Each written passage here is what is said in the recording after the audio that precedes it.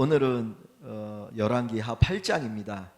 제목을 제가 하나님의 보호와 징계, 하나님의 보호와 징계 그랬는데 앞부분에 보면 하나님이 주시는 은혜의 이야기들이 나오고요. 뒷부분에는 그 하나님을 떠난 왕들의 그 모습에 대해서 하나님이 징계하시는 내용이 나옵니다. 그래서 보호와 징계라는 제목을 가지고 한번 말씀을 같이 나누도록 하겠습니다.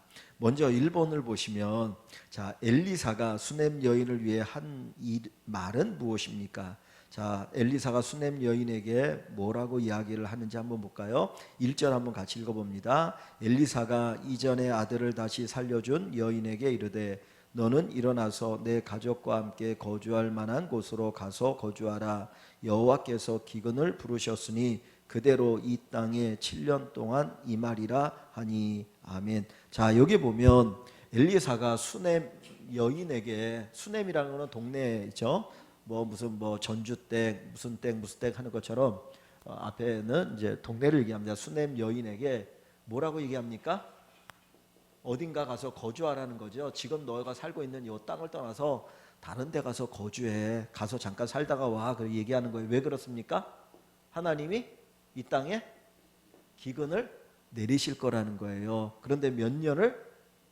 7년을 기근이 있을 거니까 7년 동안 다른 데 가서 거주하고 와라. 다시 말하면 요 기근이라고 하는 어려움을 피하도록 이 수넴 여인에게 엘리사가 이야기하는 거죠. 그러니까 엘리사가 수넴 여인을 사랑하니까 요 이야기를 하지 않겠습니까? 그죠? 그러면 요 수넴 여인은 어떤 사람입니까? 우리가 앞에서 3장인가요? 거기서 봤잖아요. 수넴 여인이 어떤 여인입니까? 엘리사를 접대한 사람이죠. 엘리사를 접대했죠. 엘리사가 이제 왔다 갔다 하면서 요 수넴 요 길을 지나가고 여기 잠깐 들리니까 이 여인이 야, 엘리사가 선지자가 하나님의 사람인데 우리가 엘리사 선지자를 잘 좀 대접했으면 좋겠습니다. 그래서 자기 집에다가 그죠? 다락방을 만들어서 여기에서 언제든지 엘리사 선지자가 와서 쉴 수 있도록 그렇게 이제 대접한 여인이 수넴 여인 아닙니까? 그러니까 엘리사 선지자가 요 대접을 받으니까 너무나 감사해서 엘리사가 뭘 했나요? 아이를 낳게 했죠.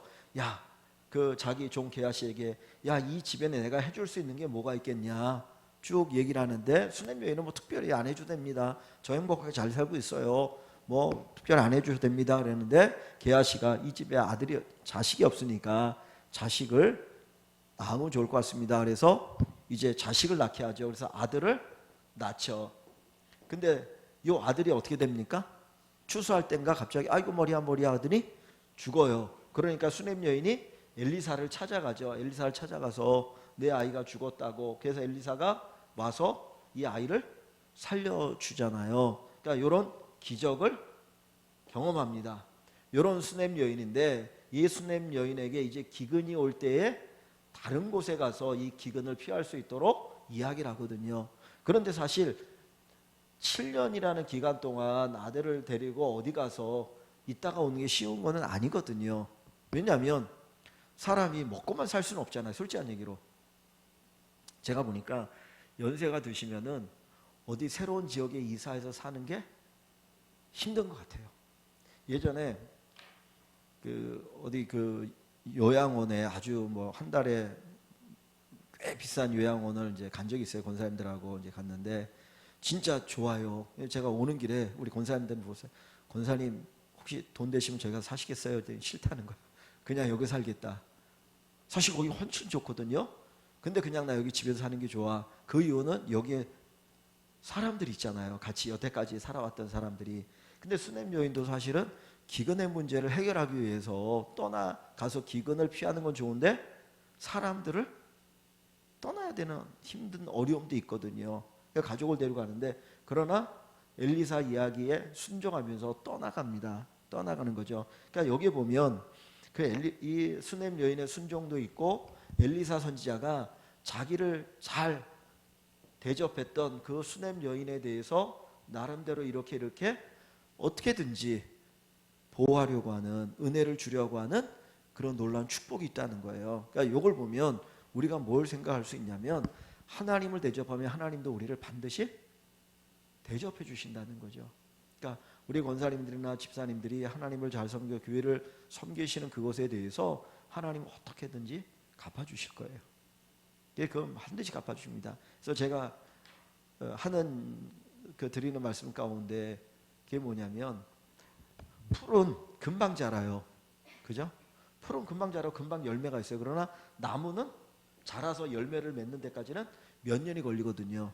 그런데 나무는 계속해서 열매를 맺잖아요. 풀은 그냥 1년으로 끝나버리지만, 하나님께서 우리에게 복을 주실 때 풀에 맺히는 열매에 복을 주시는 사람도 있을 수 있고, 나무에 맺히는 열매를 주시는 경우도 있거든요.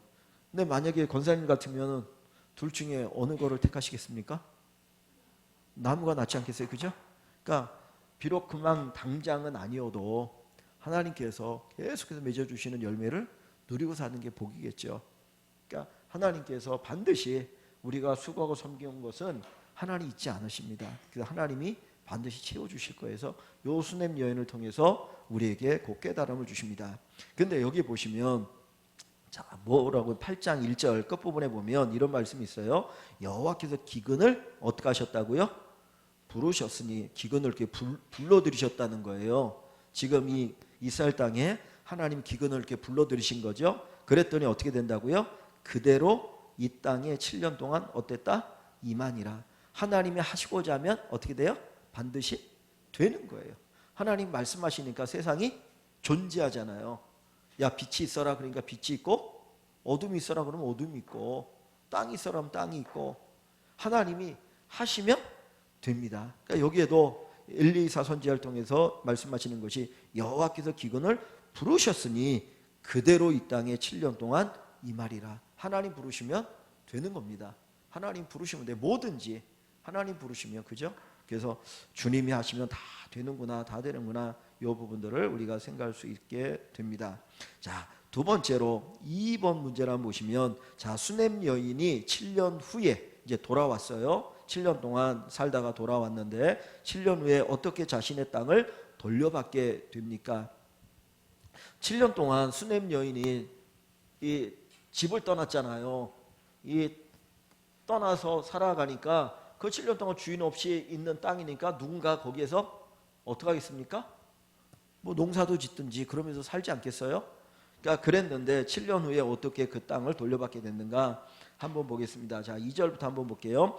여인이 일어나서, 수냄 여인이죠, 하나님의 사람의 말대로 행하여 그의 가족과 함께 가서 블레셋 사람들의 땅에 7년을 우거하다가, 여기 보면 하나님의 사람이란 말이나 앞에는 엘리사라고 그랬다가 또 하나님의 사람이라고 얘기하잖아요. 그러니까 하나님의 사람이라고 그랬다가 엘리사라고 했다고 하는데, 하나님의 사람 그럴 때는 좀 더 우리가 강조해서 그 부분을 볼 필요가 있겠죠. 하나님이 말씀하신 대로 이 여인이 순종을 합니다. 그래서 그의 가족과 함께 블레셋 사람들의 땅에 7년을 우거하다가, 어디예요? 블레셋 사람의 땅이에요. 블레셋 사람의, 블레셋은 이렇게 이제 이스라엘 땅이 있으면, 이렇게 있으면 이쪽이 블레셋 땅이에요. 여기가 블레셋 땅인데 지금 여기가 가자 지구라고 하는, 지금 이스라엘과 팔레스타인이 전쟁하잖아요. 여기 하마스가 있는 여기가 블레셋 땅이에요. 여기가 원래 블레셋 사람들이 살던 땅이거든요. 그러니까 지금 여기로 갔는데 여기가 평야지대예요. 여기가 평야지대, 여기가 이렇게 되게 좋은 땅이거든요. 이렇게 평야지대가 여기 듬성, 뭐 샤론의 평야, 뭐 악꽃 평야, 뭐 이렇게 갖고 이렇게 좀 있는데, 여기 블레셋 평야라고 얘기해서 여기에는 그래도 평야지대니까 먹을 게 많으니까 7년 동안 여기 가서 살다가 이렇게 돌아오는 거예요. 자, 살다가 돌아오는데, 자, 3번에 보면 3절에 7년이 다음에, 그죠? 7년 동안 있다가 와, 그러니까 꼬박 7년 동안 거기 거하다가 돌아옵니다. 자, 여인이 블레셋들의 땅에서 돌아와 자기 집과 전토를 위하여 호소하려 하여 왕에게 나아갔더라. 이게 뭡니까? 딱 와서 보니까 거기에 다른 사람이 살고 있는 건, 이건 내 땅이야. 그러고 이거 주인 없는 땅, 내가 이 땅에서 농사 짓고 사는데 이거 내 땅이야 그러면서 안 주니까 누구를 찾아간 거예요? 왕을 찾아갔어요. 왕에게 가서 저거 원래 내 땅인데 지금 누가 거주하고 있습니다 라고 얘기하는 거죠. 자, 보세요. 나갔더라 했습니다. 4절에 보면 그때에 한번 이렇게 동그라미를 한번 쳐보세요. 그때에 자 왕에게 호소하러 갔을 때에 그때 무슨 상황이 일어나고 있었냐면 왕이 하나님의 사람의 사환 게하시와 서로 말하여 이르되 하나님의 사람은 엘리사죠. 엘리사의 종 엘리사를 위해서 엘리사의 비서죠. 게하시에게 게하시가 어떤 사람인가요? 우리가 요 5장에 보면 게하시에 대한 이야기 나오죠. 어떤 얘기가 나옵니까? 엘리사가 5장에서 아람의 군대 장관 누구를 고쳤나요? 나아만의 문둥병을 고쳤잖아요. 그러니까 나아만이 너무나 감사해가지고 자기가 가져온 예물을 이 엘리사에게 바치겠다는 겁니다. 그랬는데 아람과 이 이스라엘이 갈등 가운데 있고 좀 위기니까 야 내가 이거 지금 받으면 안 된다 그래가지고 그냥 돌려보내잖아요. 그런데 게하시가 이게 눈이 멀어가지고 찾아가고 외투하고 금 뭐 이렇게 해가지고 달라고 얘기하지 않습니까? 그래서 이 게하시가 몰래 엘리사 몰래 가서 나만에게 고를 가지고 왔어요. 그것 때문에 어떻게 됐습니까? 게하시가 나병이 걸렸죠. 문둥병이 나병이 걸렸는데 거기 보면 너와 네 자손이 나병이 계속 들 거라고 얘기해요. 그러면 보세요. 분명히 5장에서 게하시는 엘리사의 종이고 나병이 든다고 얘기했고 너뿐만 아니라 네 자손도 나병이 걸릴 거라고 얘기했거든요. 근데 지금 이 게하시가 누구하고 있어요? 왕하고 있어요. 아니 나병 걸린 사람하고 왕이 얘기를 할 수 있나요?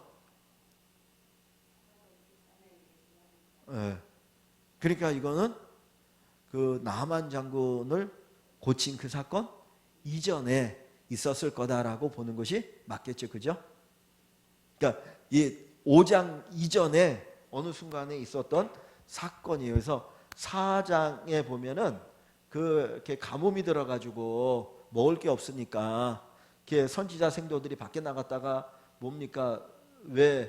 들외를 지금 성경에 밖에 뭐죠? 들호박인가요?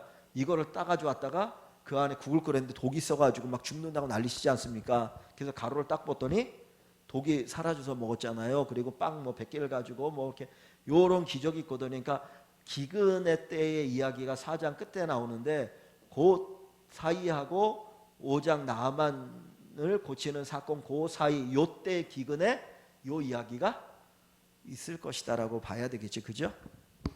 그때 이야기니까 성경은 무조건 시간별로 이렇게 기록한 게 아니고 그냥 주제에 맞춰서 내가 하고 싶은 이야기를 전에 있었던 일을 뒤에 쓰기도 하고 뒤에 있었던 일을 앞에 쓰기도 하는 거예요. 그래서 그렇게 된다는 거죠. 만약에 이거를 모르면은 아니 앞에서 문둥병 걸렸다는 이거 거짓말 아니야? 뭐 이렇게 돼버릴 수 있어요. 그러니까 그렇게 보시면 되겠고 자 보세요. 그러면 그때에 그랬어요. 그때에 이 여인이 그 왕에게 자기 땅을 위해서 호소하러 갔을 그때에 어떤 일이 생겼나 보세요. 왕이 하나님의 사람의 사환 게하시와 서로 말하며 이르되 서로 이제 대화를 나눠요. 근데 게하시하고 대화를 나누는데 어떤 대화를 나눕니까? 너는 엘리사가 행한 모든 큰 일을 내게 설명하라. 엘리사 선지자가 했던 일들이 뭔지 한번 나에게 얘기 좀 해라. 그래서 이제 이 게하시가 얘기를 하려고 하는 거예요. 자, 그때 그가 설명하는 내용이 뭐냐? 5절을 보세요. 게하시가 곧 엘리사가 죽은 자를 다시 살린 일을 왕에게 이야기할 때 죽은 자를 살린 일이 뭡니까?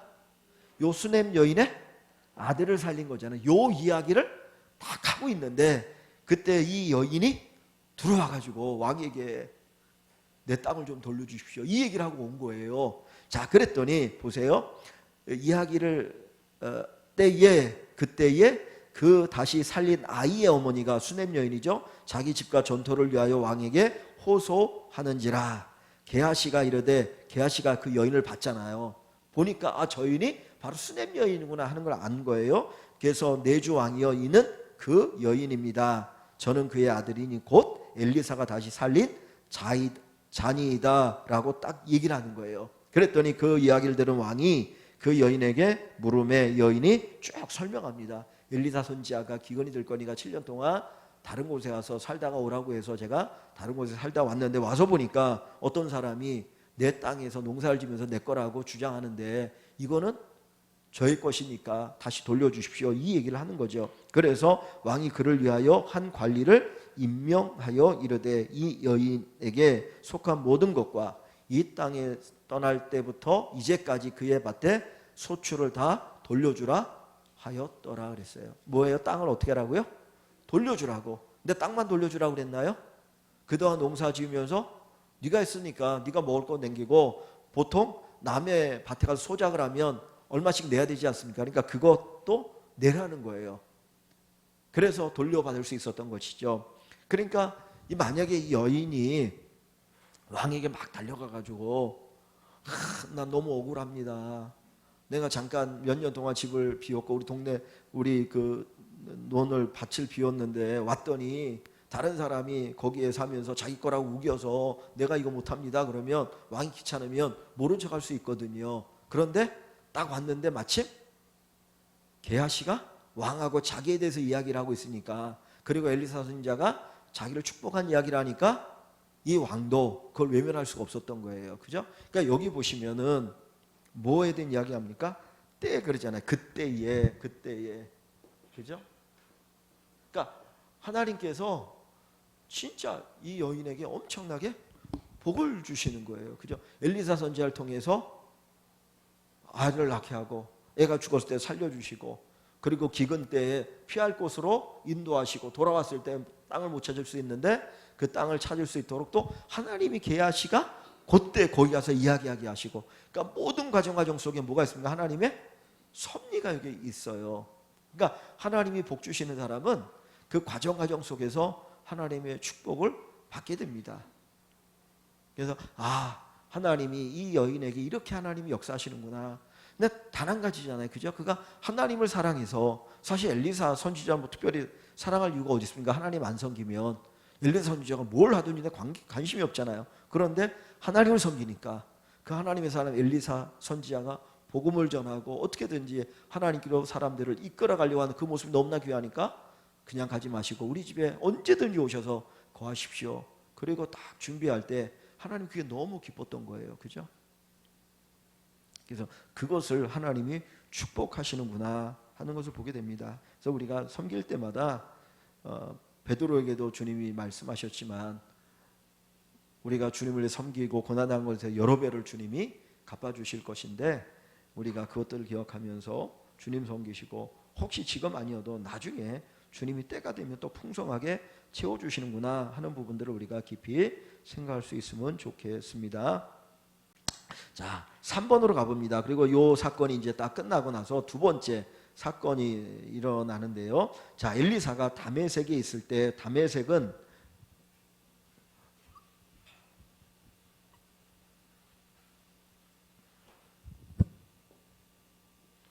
여기가 이스라엘 땅이면 사해고 갈릴리오 쓰면 여기가 이스라엘 땅이라고 했잖아요.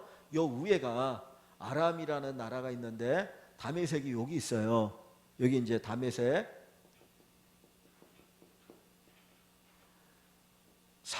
바울이죠. 사울이 어디 가다가 예수님을 만나나요? 다메섹 가다가 예수님을 만나게 되죠. 그러니까 여기가 이제 아람의 수도였기 때문에 여기가 큰 도시인데, 그러니까 이제 사울이 예수 믿는 사람들, 일로 피한한 사람을 잡으러 가다가 만난 거죠. 근데 요 다메섹에 지금 누가 있다고요? 엘리사 선지자가 있다는 거예요. 다메섹에, 요 아람의 다메섹에서, 자, 다메섹에 갔을 때에 아람 왕 벤하닷이라는 거는 아람 왕의 호칭이에요. 이름이 아니고. 바로 성경에 보면 애굽 왕을 바로 그러잖아요. 바로가 이름이 아니고 그냥 애굽 왕을 바로라고 얘기하는 거예요. 그러니까 대통령, 그냥 그런 이름이라고 보면 돼요. 그냥 대통령 같은 호칭이다.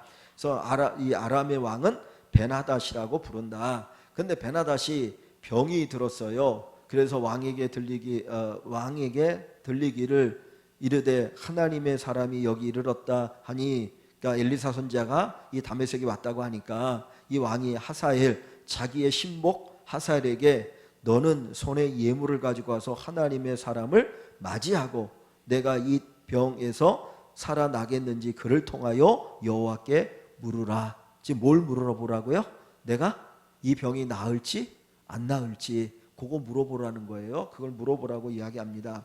자, 그런데 9절에 보면 자, 하사엘에게 그 일을 맡기면서 엘리사 선지자에게 줄 예물을 준비해 가지고 하는 거거든요. 하사엘이 그를 맞이하러 갈 때, 엘리사를 맞이하러 갈 때 다메섹의 모든 좋은 물건으로 예물을 삼아 가지고 낙타 40마리에 싣고 나아가서, 낙타 몇 마리? 40마리. 낙타 한 마리가 몇 킬로의 짐을 제가 짊어지는지 모르겠거든요. 근데 만약에 낙타 한 마리가 100kg의 짐을 짊어진다고 생각해 보세요. 100kg면 여기다가 40마리 하면 4,000kg잖아요. 4,000kg면 4톤인가요? 1톤 트럭 4대 분량의 많은 예물을 엘리사에게 갖다 주면서 뭘 물어보는 겁니까? 내가 살 수 있을런지 죽을지 알려주십시오. 얘기하는 거예요. 그러면 보세요. 아람의 왕이 엘리사 선지자에게 자기 병이 나을지 아니면 죽을지를 묻기 위해서 이 많은 예물을 가지고 간다는 건 엘리사 선지자에 대한 뭐를? 능력 신뢰하는 거잖아요. 그러니까 하나님에 대한 능력을 신뢰한다고 봐야 되겠죠. 근데 한번 생각해 보세요. 유대인이 아닌, 이스라엘 사람이 아닌 이방의 왕마저도 엘리사가 이렇게 뛰어난 하나님의 사람이고 하나님이 엘리사를 통해서 이 놀라운 일을 한다라고 하면 이스라엘 사람들은 믿어야 되나 안 믿어야 되나요? 더 잘 믿어야 되잖아요. 왜냐하면 이스라엘은 하나님을 믿는 백성이니까. 그런데 안 믿는 거예요. 그러니까 이 이야기를 여기다 기록한 건 뭡니까? 이방인들도 믿는데 왜 너 이스라엘 사람들 안 믿느냐 이거죠. 하나님이 너를 위해서 얼마나 많은 은혜를 베풀고 있는데, 그러니까 그들이 하나님에 맞는 매가 더 찰진 거죠. 아닙니까? 그렇게 다 보여주는데 그 사람들도 믿는데 왜 내가 사랑한 너는 안 믿냐고. 그게 참 안타까운 거죠. 그러면서 이 낙타 40마리의 예물을 담아가지고 엘리사에게 이제 찾아갑니다. 이건 하나님에 대한 거죠.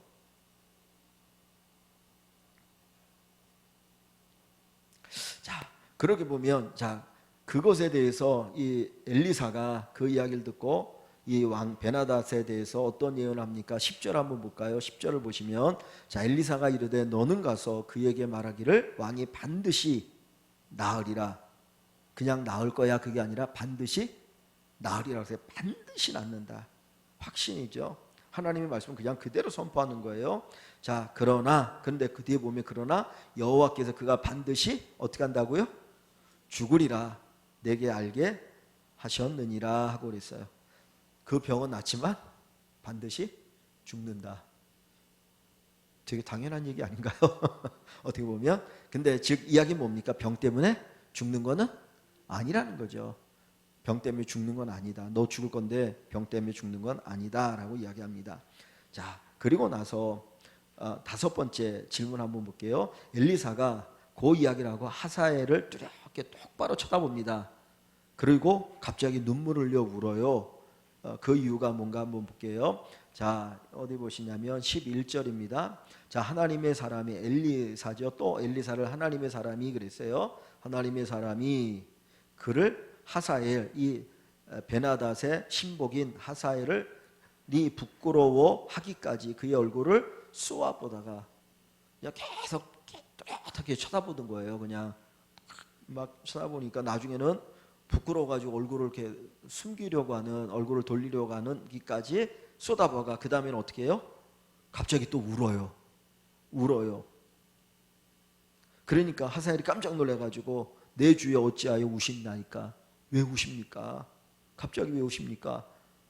그런 놀랐어요. 그러자 엘리사가 뭐라고 말합니까? 대답하되 내가 이스라엘 자손에게 행할 모든 악을 내가 알미라. 네가 나중에 이스라엘에게 행할 악을 내가 본다는 거예요. 근데 그 하사엘이 이스라엘에 어떤 악을 행하겠다는 겁니까? 그 뒤에 보면 내가 그들의 성에 불을 지르며 이스라엘 사람들의 성에 불을 지르고 장정을 칼로 죽이며 어린아이를 어떻게 해요? 맺히며. 어린아이 그냥 맺혀갖고 죽이는 거죠. 더 비참한 거 뭡니까? 아이벤 부녀를 가르리라.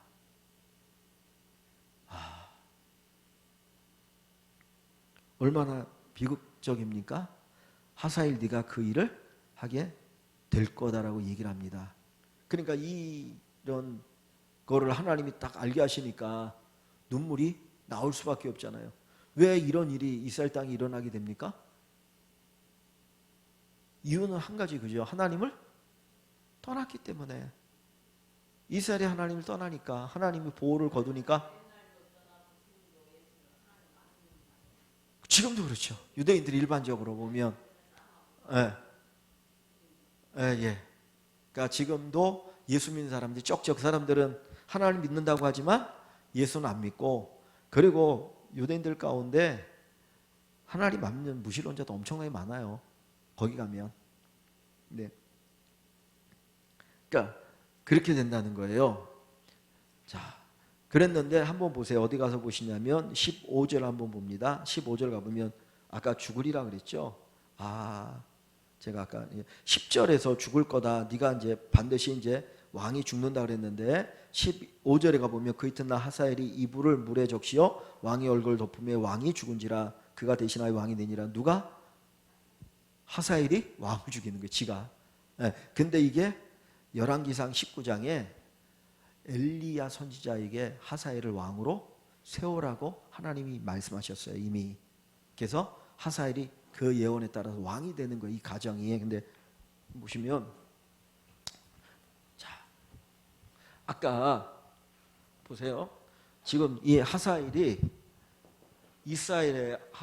하사엘이 이스라엘에게 행할 것들이 성을 불태우고 장정을 죽이고 아이들을 맺혀서 죽이고 부녀자들의 배를 갈라갖고 죽인다라고 얘기하잖아요.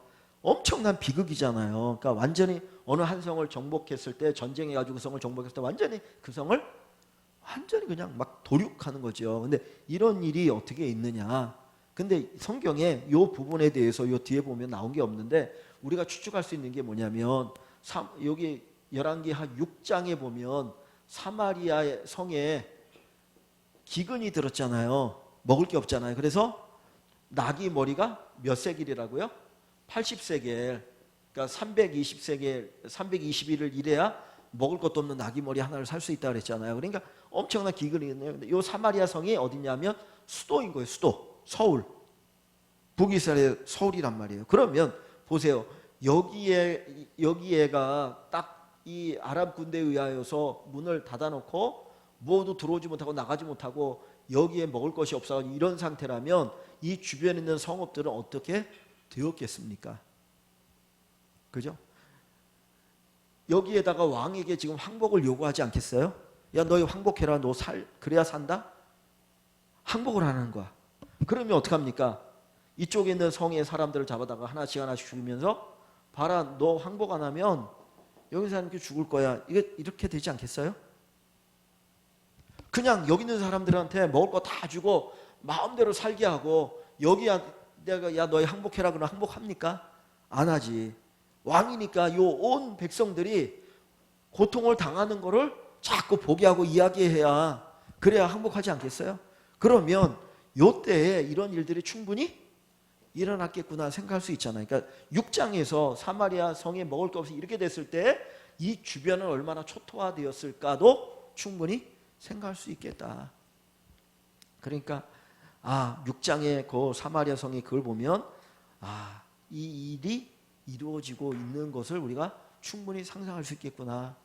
하사엘에 의해서 이렇게 되는 거예요. 그러니까 이게 하나님을 떠나니까 이런 일들이 이제 반복되어지는 모습을 볼 수가 있는 겁니다.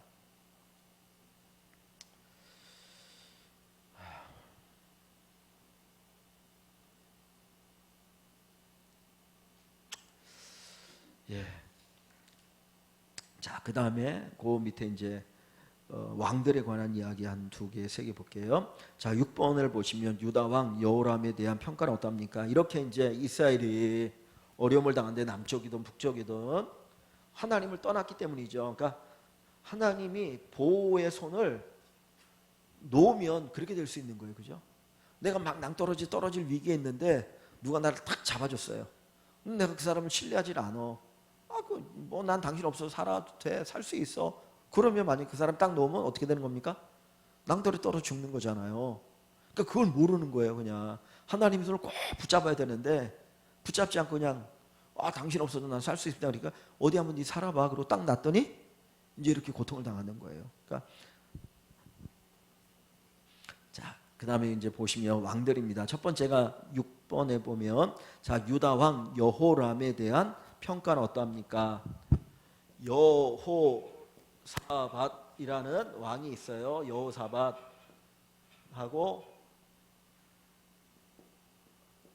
남쪽에 여호사밧이라고 하는 왕이 북쪽에 아합이라는 왕과 혼인 관계를 맺었어요. 사돈 관계를 맺어가지고 여호사밧의 아들 여호람인데 여호람이 누구하고 아합의 딸 아달랴라고 하는 여인과 결혼을 합니다. 그러니까 뭐가 돼요? 사돈이 되는 거예요. 자, 보세요. 여기 보면 자, 유다 왕 여호사밧의 아들 여호람이 왕이 되니라. 자, 여호람이 왕이 될 때 나이가 32세라. 그가 예루살렘에서 8년 동안 통치하더라. 그가 이스라엘 왕들의 길을 가서 누구의 길을 갔다고요? 이스라엘 왕들. 이스라엘의 왕들이라고 할 때는 요 북쪽을 얘기하는 겁니다. 북쪽의 왕들, 우상 숭배했던 이 바알 숭배했던 여로보암이라고 하는 하나님을 떠나니 왕의 길을 갔다는 걸 얘기하는 거예요. 그러니까 악한 길을 갔다는 거예요. 다윗의 길을 가야 되는데, 그래서 이스라엘 왕들의 길을 가서 아합의 집과 같이 하였으니, 그러니까 바알 숭배하고 하나님을 떠났다는 거예요. 남쪽의 이 왕이. 자, 근데 이유가 뭐라고 그럽니까? 이는 아합의 딸이 그의 뭐가 됐다고요? 아내가 됐다. 아달랴가 아내가 된 거예요. 그러니까 누구의 말을 듣겠습니까? 아달랴의 말을 열심히 듣겠죠. 그래서 우상숭배에 빠지게 됐어요. 그래서 중요한 게 결혼을 잘 해야 됩니다. 그죠? 다 결혼시켰죠? 그래서 이제 저희도 둘이 있으니까 또 결혼을 해야 되는데, 자, 하나님 잘 믿는 사람들이 며느리, 사위 되도록 기도를 많이 하셔야 됩니다. 그래서 이미 결혼한 거 어쩔 수 없고, 그죠? 그 물을 수도 없잖아요. 근데 그래서 많이 기도해서 정말 좋은 믿음의 배우자를 만날 수 있도록 많이 기도를 하시면 좋겠고, 그게 가장 중요한 것 같아요. 먹고 사는 문제는 하나님 또 하시니까, 그죠? 자, 그러니까 여기 보면 이 여호람이 악한 길을 가게 된 이유가 결국은 아달랴 결혼한 것 때문에 이 악한 이런 것들을 본받게 되어지는 것이죠. 자, 근데 19절을 보시면 여호와께서 그의 종 다윗을 위하여 유다 멸하기를 즐겨하지 아니하셨으니, 그러니까 유다를 멸하지 않은 이유가 어디에 있습니까? 누구 때문에? 다윗 때문에. 다윗 때문에. 그 신실한 믿음의 사람 다윗 때문에. 이거 보면 우리가 알잖아요. 소돔과 고모라를 멸망할 때에 의인 몇 명을 찾으십니까? 의인 10명이에요. 의인 10명만 있으면 내가 멸하지 않겠다는 거예요. 그러니까 하나님 진짜 보시는 사람은 의인인 거예요. 그 의인 때문에 나머지가 다 먹고 사는 거예요. 그죠? 그러니까 이 나라를 하나님이 보호하시는 것도 신실한 믿음의 사람들 때문에 하나님께서 우리나라를 지켜주시는 것이죠. 자, 멸하 즐겨하지 않으시니 이는 그와 그의 자손에게 항상 등불을 주겠다고 약속 말씀하셨습니다. 등불이라는 말이 뭐냐면 왕을 얘기합니다. 왕. 그래서 그 사무엘하 7장에 보면 이 다윗이 제가 성전을 짓겠습니다라고 얘기할 때 나단 선지자는 기뻤어요. 왕이 성전을 짓는다니까 얼마나 좋은 일입니까? 그런데 하나님이 허락하지 않았어요. 그죠? 전쟁을 많이 해서 피를 많이 흘렸기 때문에 너는 안 되고 네 아들이 성전을 지을 거야 라고 얘기하면서 대신에 그에게 복을 주셔서 계속해서 왕위가 내려갈 것이다. 그리고 마지막 진짜 참된 왕이신 예수님이 요 다윗의 후손으로 오시게 되는 거죠. 그래서 이제 그 이야기를 하는 겁니다. 그래서 다윗 때문에 다윗과 약속, 하나님이 다윗과 약속하셨기 때문에 그 약속을 지키고 계신다 이야기하는 겁니다. 자, 여기 그 다음에 7 몇 번입니까? 7번을 보시면 유다 왕 여호람 때에 무슨 일이 일어났습니까? 이 여호람이 하나님을 떠났다고 그랬어요. 아달랴와 결혼해가지고. 그때 어떤 일이 일어납니까? 자, 20절 보면 여호람 때에 에돔이 유다의 손에서 어떻게 해요? 배반하여 자기 위에 왕을 세운 거로, 배반이라는 말이 나오죠. 그죠? 배반했다. 자, 22절도 한번 볼게요. 이와 같이 에돔이 유다의 수하에서 뭐 했어요? 배반하였으니, 배반이라는 단어가 지금 2번 나오죠. 가운데 이제 뭐 전쟁하는 이야기가 나오고, 자, 그 밑에도 보시면 오늘까지 그리하였으며 그때 림나도 뭐 했다고요? 배반하였더라. 에돔이 에서의 후손들인데 요 이스라엘 옆에 사는 나라거든요. 근데 에돔이 유다를 배반했어요. 그 전까지는 유다에다가 이렇게 조공을 바치고 그랬는데, 이제 딱 보니까 뭐 이스라엘이 유다가 별로 힘이 없는 것 같아. 그러니까 우리 요 조공 바치지 말자. 이거 너무 아까우니까 우리 못 바쳐. 그리고 딱 배반했다는 거예요. 그 이야기를 지금 2번 얘기하고, 그다음에 어디도 배반했다고요? 22절 끝 보면 그때에 무엇도 림나도 배반하였더라. 림나라고 하는 도시도 유다에 배반했다는 거예요. 배반했다라는 말을 반복해서 3번을 쓰고 있잖아요. 왜 얘기합니까? 그전에는 잘 따라줬어요. 유다에 잘 따랐어요. 그런데 여호람이 하나님을 떠나고 아합의 길을 갔어요. 아합의 길을 간다는 그 얘기 뭡니까? 바알 숭배잖아요. 바알 숭배를 왜 합니까? 바알은 무슨 신이에요? 그들이 말하는 풍요의 신인 거예요. 바알이 우리에게 풍요를 가져다 주고 잘 살게 할 거야. 그 생각과 하나님 없어도 우리는 바알 섬기면 돼. 바알을 섬겼는데 바알이 그들에게 복을 준 겁니까? 아니잖아요. 배반했다는 거는 이제까지 들어오던 것들이 다 어떻게 된 거예요? 안 들어와요. 안 들어오는 거예요. 관계가 다 깨져버린 거예요. 그러니까 하나님을 떠났을 때 나타나는 현상이 뭡니까? 깨져버려요. 그 전에는 뭔가 질서대로 움직였던 것들이 다 깨지면서 이게 거꾸로 역전되어진 일들이 일어나기 시작하는 거예요. 그러니까 하나님 모시는 것이 결국은 우리에게 가장 큰 복이에요. 그러니까 여기서 지금 배반이라는 단어를 통해서 우리가 하나님을 떠났을 때 어떻게 되는지를 보여줍니다. 자, 마지막 하나 더 보시면 8번 문제 보면, 자, 여호람의 아들 아하시아, 이 여호람과 아달랴 사이에 누가 났어요? 아하시아가 났는데, 여기 아합의 아들이 처음에 위에는 아하시아고 첫 번째 아들이 아하시아였는데 금방 죽었어요.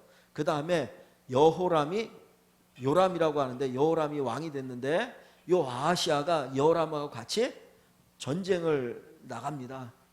그러다가 여호람이 이제 부상을 당해가지고 병이 드니까 아하시아가 여기 문안 가는 이야기가 여기 나오거든요.